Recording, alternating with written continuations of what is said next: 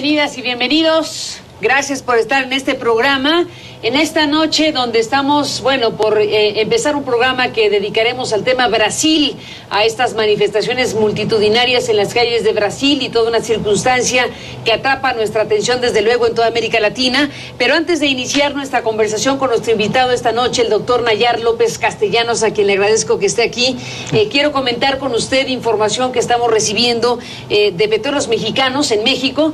La paraestatal Petróleos Mexicanos ha subido mensajes a su cuenta oficial de Twitter en donde habla de una amenaza y que han aplicado protocolo de seguridad en la torre ejecutiva de Petróleos Mexicanos en la Ciudad de México.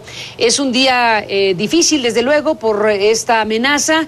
Hemos podido confirmar a través de CNN, de Protección Civil en el Distrito Federal, que efectivamente ha habido un desalojo de aproximadamente 1,000 personas de esta torre principal de Petróleos Mexicanos.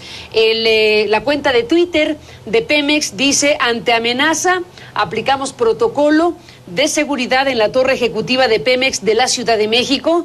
Otro tuit dice: las autoridades correspondientes realizan la inspección de las instalaciones. Está desde luego Protección Civil, pero está desde luego también la Policía Federal en este trabajo de protocolo y de desalojo de aproximadamente 1,000 personas en esta torre de la principal empresa paraestatal de México.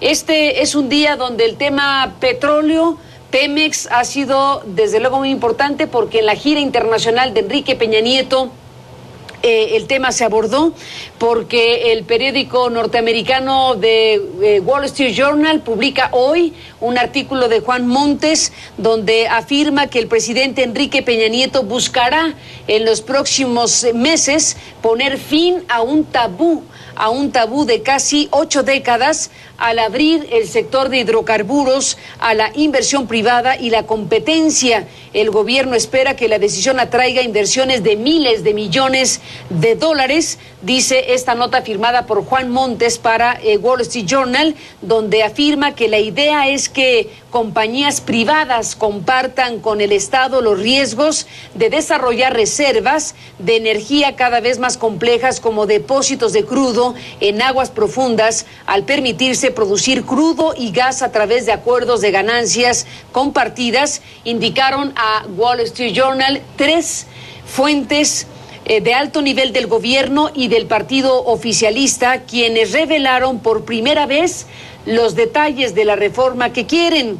La propuesta, que incluiría enmiendas a la Constitución mexicana, necesitaría el apoyo de 2/3 del Congreso, pero las fuentes consultadas por The Wall Street Journal dijeron estar optimistas de conseguir el respaldo de al menos uno de los 2 partidos de oposición, sin necesidad de realizar cambios radicales a la reforma. Las negociaciones formales empezarían probablemente, dice The Wall Street Journal, después de las elecciones locales programadas para el 7 de julio, y el Congreso recibiría el proyecto de ley en agosto, dijeron las fuentes. Un artículo bastante más largo donde especifica partes de esta reforma que estas 3 fuentes de alto nivel y del partido oficial le han dado a The Wall Street Journal en un día como hoy.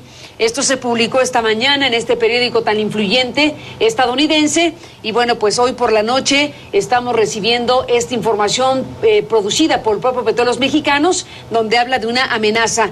No sabemos si esté asociado el anuncio o los anuncios a las informaciones de las últimas horas sobre las intenciones de abrir Pemex a la inversión privada, con este tipo de amenaza directamente a las instalaciones de Pemex. Pero ciertamente no podemos dejar de mencionar las 2 cosas en este reporte que estamos dando para CNN esta mañana. Los 2 tweets y ya la confirmación que CNN puede dar para usted esta noche de que Protección Civil local ha confirmado el desalojo de por lo menos 1,000 personas de la torre principal de Petróleos Mexicanos. Así que, desde luego, el tema lo seguiremos muy de cerca para informarle en nuestros espacios de CNN. Esta noche dejamos hasta aquí la información disponible sobre el asunto. Y doctor, hablando de otro país petrolero, hablando de un país como Brasil, desde luego está atravesando hoy, en estas horas y días, un momento de enorme intensidad, una presencia social en las calles muy fuerte, un conjunto de reclamos y de situaciones que colocan a Brasil en el foco de la atención.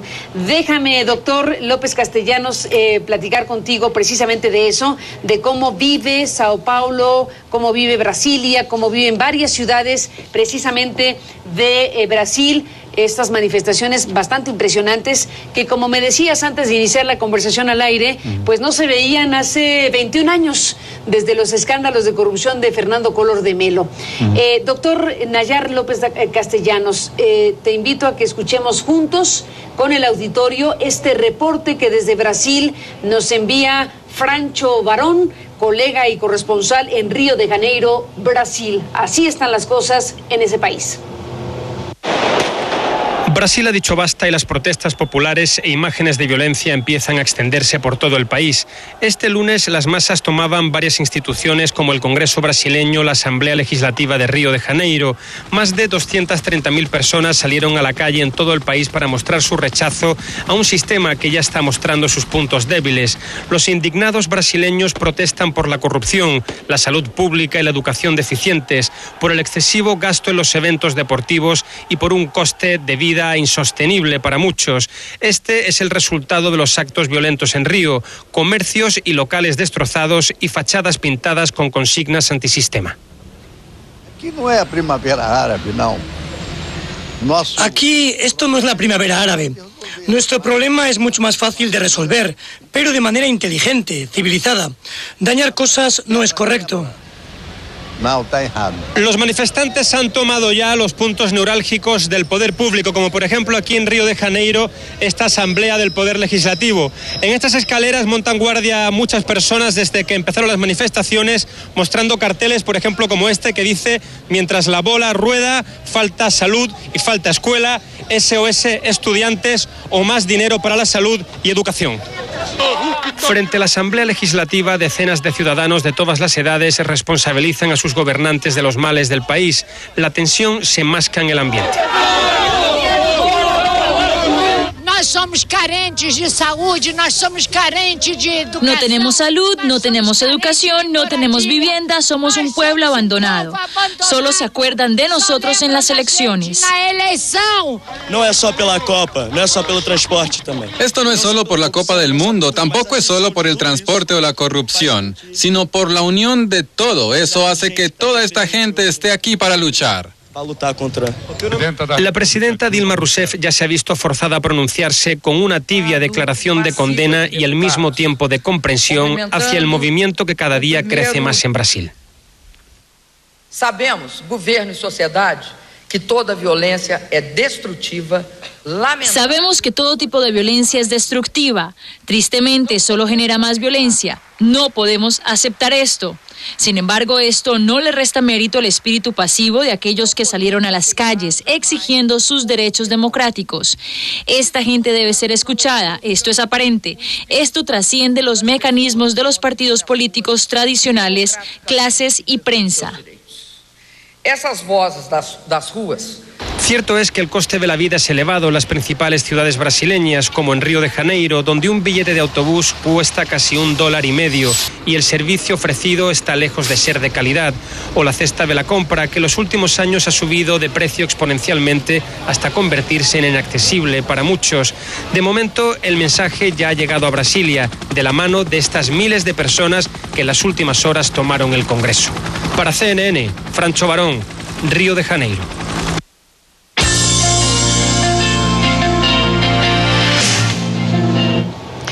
Gracias, Francho, por esta cobertura sobre lo que pasa en Brasil en estos momentos. Y bueno, doctor, como decíamos, el tema atrapa la atención por muchas razones. Son legítimas las manifestaciones, dice la presidenta Rousseff en estos momentos, una presidenta que se llevó una rechifla monumental en el arranque de la Copa Confederaciones en pleno estadio del Maracaná, con el juego Japón-Brasil, que bueno, pues desde luego llamó muchísimo la atención la fuerza del reclamo y de la manifestación en contra de la presidenta.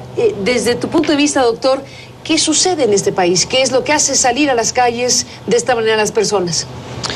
Pues sí, efectivamente, como lo comentábamos, desde hace 2 décadas prácticamente que no había manifestaciones de esta magnitud en un país que después del periodo de la dictadura militar logra, digamos, establecer un sistema democrático en el que las elecciones se mantienen periódicamente y las vías de las expresiones políticas de la sociedad en realidad se dan a través de los partidos políticos, por un lado, y por el otro, a través de los movimientos sociales, ¿no? En un principio, con la llegada de Lula da Silva a la presidencia en Brasil, acompañado de un conjunto de movimientos sociales, como destaca, por ejemplo, en términos de alianza, el movimiento de los Sin Tierra, se abre una nueva etapa en Brasil y se cree que hay una esperanza, digamos, de consolidar muchas demandas históricas y que estos gobiernos del PT los van a ir aplicando, digamos, ¿no? Sin embargo, con el gobierno de Dilma Rousseff hay un cierto giro, digamos. Hay una tendencia, digamos, a permitir un conjunto de inversiones en diferentes áreas de la economía y a partir de que se hace el anuncio, digamos, de que Brasil va a ser sede de estos importantes eventos deportivos como es el Mundial de Fútbol y luego posteriormente las Olimpiadas, y previo paso el campeonato de las confederaciones, pues también hay un giro en ciertos aspectos de la política del gobierno que se expresa, entre otros aspectos, en cuestiones urbanas de infraestructura y que provoca una reorganización, digamos, de la propia política del gobierno, ¿no? Y obviamente llama la atención las manifestaciones porque desde mi punto de vista representan un conjunto de elementos que se han ido acumulando en estos ya 11 años de gobiernos del PT y que muestran que esta esperanza que se había abierto en ese primer momento pues no estaba totalmente satisfecha. Déjame, doctor, hacer una pausa y regresamos en esta conversación. Algo debe explicar el asunto porque si hablamos de los rangos de popularidad, los de Lula da Silva, pues eran la envidia de cualquier presidente 80%. De la región, 80% de popularidad, esas cifras inimaginables en los políticos de cualquier país prácticamente. En el caso de Dilma Rousseff, no en esos niveles, pero también con una fuerte popularidad que ha ido a la baja en las últimas semanas. Después de la pausa retomamos el tema de la popularidad, la aceptación de un gobierno, la imagen proyectada por Brasil, que ha sido muy positiva en los últimos años, y ahora la gente en las calles. ¿Qué es lo que no cuadra en este esquema? Volvemos después de la pausa.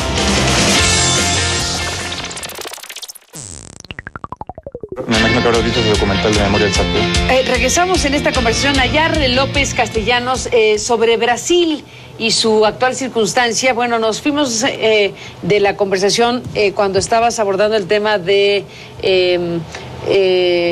estábamos por abordar el tema de la popularidad, ¿no? O sea, ¿qué significa que le chiflen como le chiflan a la presidenta en el estadio? ¿Qué significa que por miles salgan a las calles?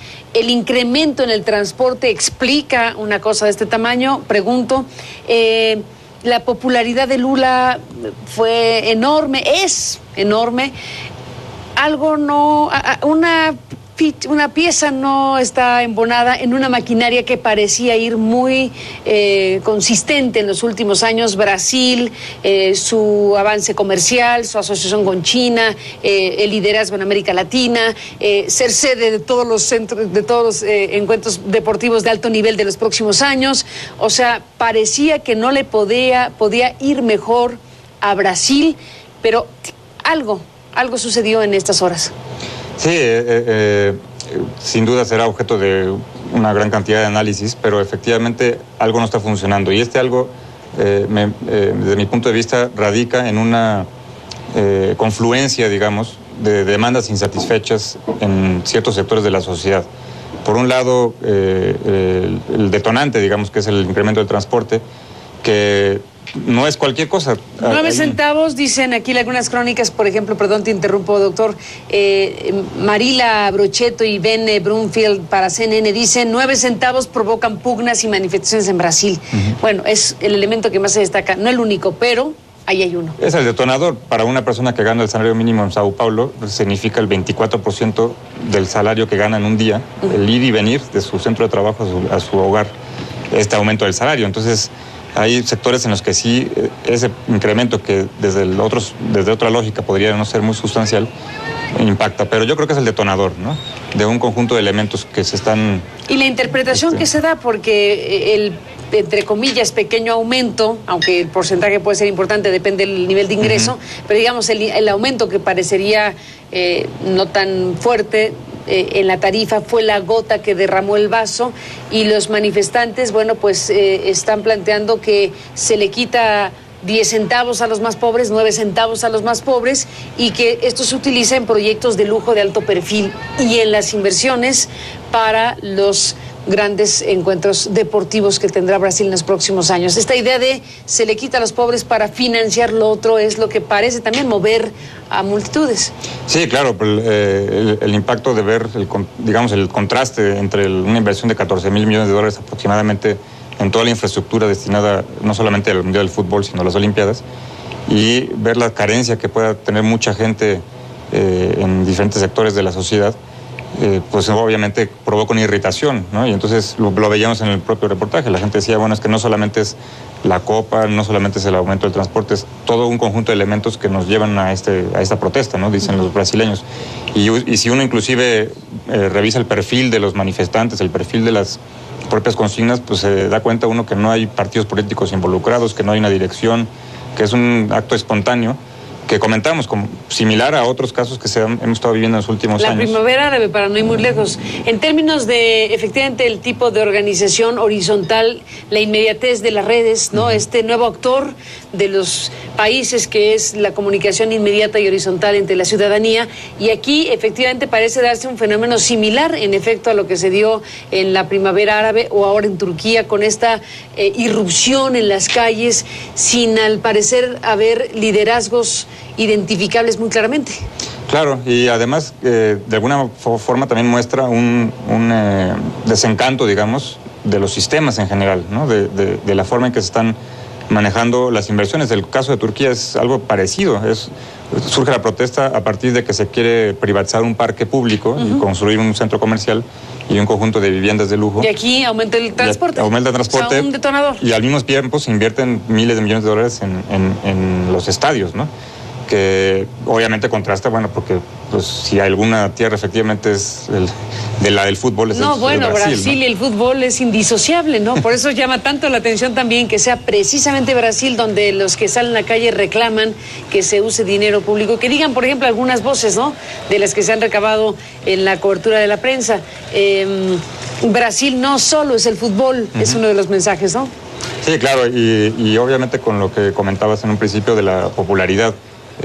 Según la encuesta de Datafolha, hay una disminución de 8% de marzo a principios de junio. De Dilma, ¿no? Y esto refleja obviamente que es un proceso que detona en este momento a partir de este aumento del transporte, que también habría que preguntarse, era el momento preciso, digamos, que tenían que hacerlo.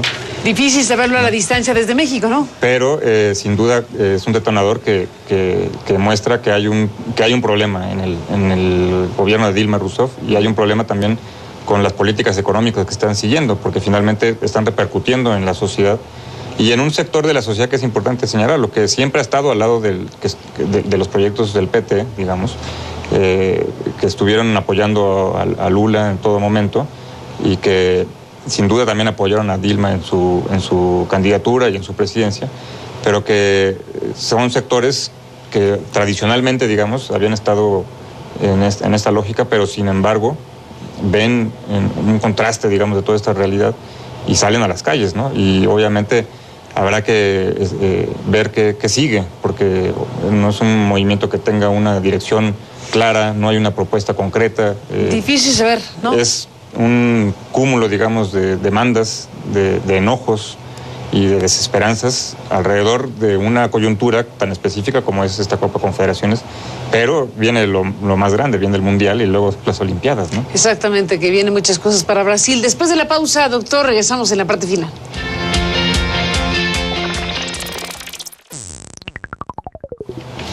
Bueno, pues nos vamos de este programa, doctor Nayar López Castellanos. Gracias por estar aquí en esto último que nos queda de tiempo.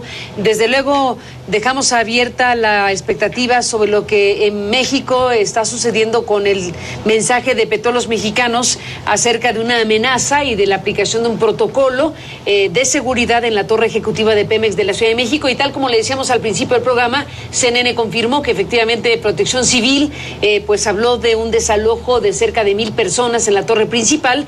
Y bueno, no es cualquier cosa que veamos en la cuenta oficial de Pemex decir que ante amenazas aplicó el protocolo de seguridad en la torre ejecutiva.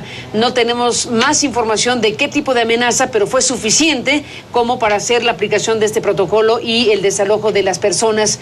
Las autoridades correspondientes realizan inspección a las instalaciones. Y bueno, pues ahí dejamos, doctor, este tema en México, desde luego. Y cerramos con el tema Brasil, ¿no? Hablando de otro país petrolero, decíamos, y de lo que en todo caso son los elementos que en materia económica, política, social están en un contexto del momento que vive Brasil y que nos llevan, bueno, a generar hipótesis de interpretación de qué puede estar pasando en este país. Para cerrar, ¿qué dirías, doctor? ¿Con qué te vas?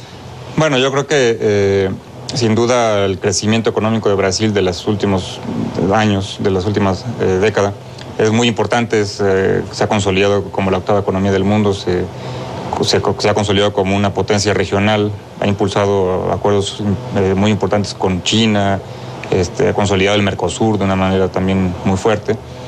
Pero lo que sorprende de todo esto que estamos analizando sobre las manifestaciones es cómo este crecimiento económico no se está traduciendo también en un bienestar que sí existe, a pesar de todo, ¿no? La incorporación, según las palabras del propio Lula da Silva, de 20 millones de brasileños a la clase media, es un reflejo de ello. Pero las manifestaciones están reflejando que hay algún problema ahí. Y entonces uno se pone a pensar, por ejemplo, este proyecto que Dilma Rousseff anunció hace poco sobre la inversión, la apertura de 7.500 kilómetros de carreteras, puertos, aeropuertos, etcétera, sobre todo a la inversión privada, pues responden un poco en este sentido, ¿no? ¿Dónde está yendo el esfuerzo económico de Brasil? De Brasil, potencia. Desde luego, también un tema, desde luego, para seguirse. Nayar López Castellanos, gracias por estar aquí para conversar Brasil en esta noche. Al contrario, muchas gracias. Y hasta la próxima. Y gracias a usted que nos permite acompañarles. Pásela bien. Hasta mañana.